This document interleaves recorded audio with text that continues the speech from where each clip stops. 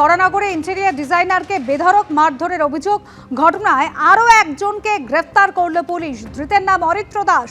বরানগরে যেভাবে ইন্টেরিয়ার ডিজাইনারের বাড়িতে ঢুকে তাকে প্রথমে তোলা চাওয়া হয়েছিল, তারপর হুমকি দেওয়া হয়, হুঁশিয়ারি দেওয়া হয়, মারধর করা হয়, সেই ঘটনায় আরও একজনকে গ্রেফতার করল পুলিশ। ধৃতের নাম অরিত্র দাস। একেবারে ঘটনার সময় সিসিটিভি ফুটেজ রেখেছে আপনাদের সামনে। সব মিলিয়ে বরানগর কাণ্ডে গ্রেফতারের সংখ্যা বেড়ে দাঁড়িয়েছে 3।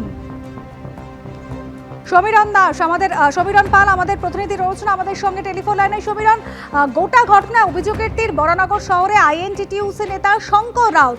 ঘটনায় এখনো পর্যন্ত 3 জনকে গ্রেফতার করা হলো। কি অভিযোগ আনা হয়েছে তাদের বিরুদ্ধে?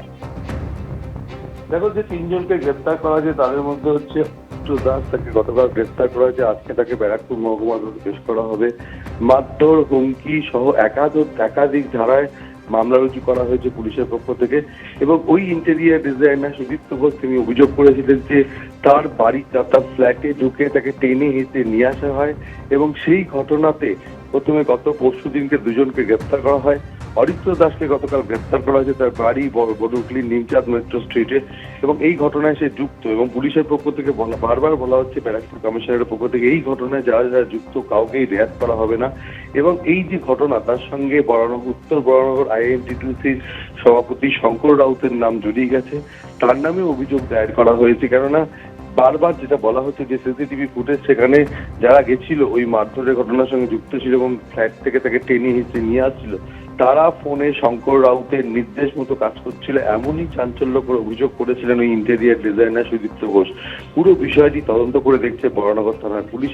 ইতিমধ্যেই 2 জনকে গতকাল গ্রেপ্তার করে ব্যারাকপুর মহকুমা আদালতে পেশ করা হয়েছিল এবং বিচারক 5 দিনের পুলিশ হেফাজতের নির্দেশ দিয়েছেন। এবং এরপরে অরিত্র দাসকে গ্রেপ্তার করা হলো এবং তাকেও আজকে ব্যারাকপুর মহকুমা আদালতে পেশ করা হবে এবং বাকিদের খোঁজ চালানো হচ্ছে বলে পুলিশ সূত্রে জানানো হয়েছে। ধন্যবাদ সমীরণ। ইন্টেরিয়ার ডিজাইনার আক্রান্ত হলো এবং তিনি সেই সিসিটিভি ফুটেজটা পুলিশকে না দিয়ে বিজেপির নেতাকে দিলেন, এটাও একটা ভাবার বিষয় আছে। বেশ করেছে গেছে, তোমার কি, তোমাকে পছন্দ করে না জানো, তুমি আবার শঙ্করের থেকে বড় টাকা চাইবে। গেছে তো কি হয়েছে? আরে ভাই, ছবি তো আর রাজনীতি হচ্ছে না, অর্পণ রাজনীতি করছে আমার হয়ে। সে যে যাচ্ছে চুলের মুঠি ধরে টানছে, বগা গোপাল কি সব নাম বলছে, সেগুলো তার আগে আমার হয়ে রাজনীতি করছে। মাথা ঠিক আছে? আইনের মতো কাজ করলো কোথায়?